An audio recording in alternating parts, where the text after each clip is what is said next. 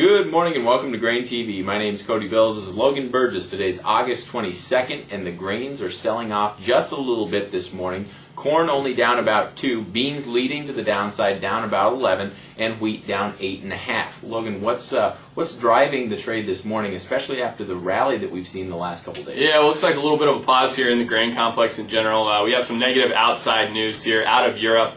Greek sounds like they're having a hard time meeting austerity measure deadlines that they had set up about a month ago here. That's not good for the macro environment right now. But additionally, we do have an improving precipitation forecast for some areas of the Corn Belt early next week. I think particularly soybeans are going to remain very focused on weather as they're in the pod setting stage right now. So I think that's helping beans here lead to the downside. You know, bottom line though, the grains are going to remain very focused on the Pro Farmer Crop Tour, now in day 3 of that tour. Let's take a look and see what came out yesterday out of that tour. As you can see here, they released state-level expectations for both Indiana and Nebraska in terms of corn yield. As you can see, Indiana coming in at 113.25 bushels per acre. Kind of interesting story there. That's actually higher than what the USDA projected in August. And this is the first state-level forecast that actually beat the USDA August projection here.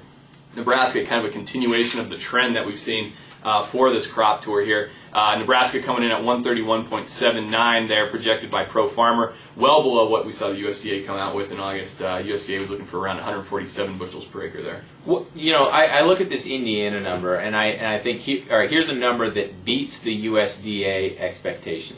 And Indiana was one of the first states that really started getting affected by this drought, and it was very much in the south where it developed. And then just a lack of precipitation, especially during the pollination part of this corn crop's life. Right. What do you make of this? How is the trade going to react to this beating expectations and yield for Indiana? Well, you know, I think that the focus is going to squarely remain on the significant pullback in yield projections that we've seen starting on day 1 of the tour here. I think we were reading reports from scouts that were out in the field that the variability on this crop was extremely high, what they were looking at, so it's going to be very hard to gather an accurate yield expectation out of this crop.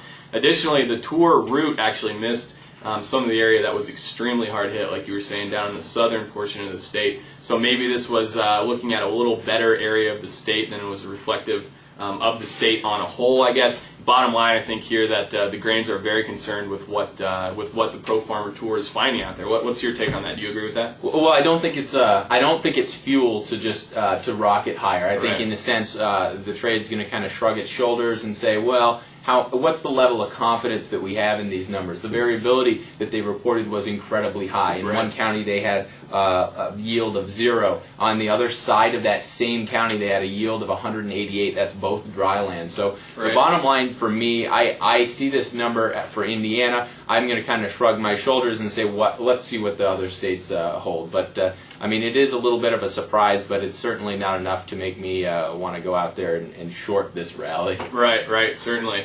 Well, you know, it does sound like we do have an improving precipitation forecast here for the next couple of days. Take a look here at a map provided by Planalytics. As you can see, decent precipitation here coming into the western Corn Belt early next week. This map is from Monday, so we'll have to keep an eye on that. As we said, the soybean complex is going to remain very focused on precipitation here for determining yield. Corn, a lot of people are looking at kind of dead in the ground here at this point. I think you're spot on, because really on the day 2 of the tour in the western part of the Corn Belt, they had mentioned that the beans could finish off strong if they get the right growing conditions. Well, this certainly helps out in those right growing conditions, and I think that's why we're seeing beans lead to the downside this morning. Does corn have a chance here, Cody, or how is this going to ultimately affect 12-13 ending stocks? Well, the interesting thing, you say that, there's a great quote that Chip Flory said yesterday, and I'll read it to you right now. He said, "Honestly, I didn't see risk of significant cut to the USDA's corn crop estimate of 10.8 billion bushels.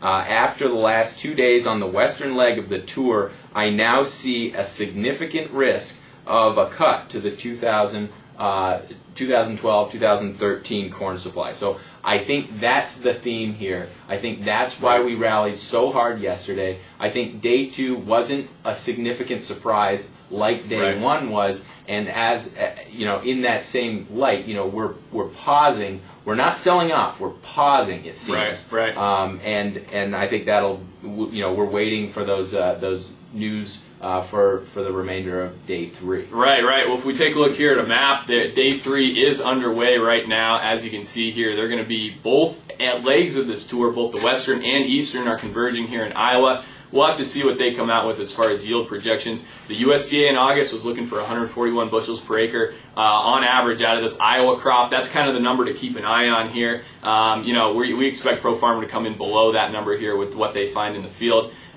You can follow them on Twitter, #PFTour12. They'll be tweeting all day about it. We'll also be retweeting. @GrainTV is our Twitter handle here, so we'll keep you posted on the markets as they trade. I think that kind of wraps up our show here for Wednesday morning on GrainTV. Thanks a lot for joining us. We'll see you tomorrow.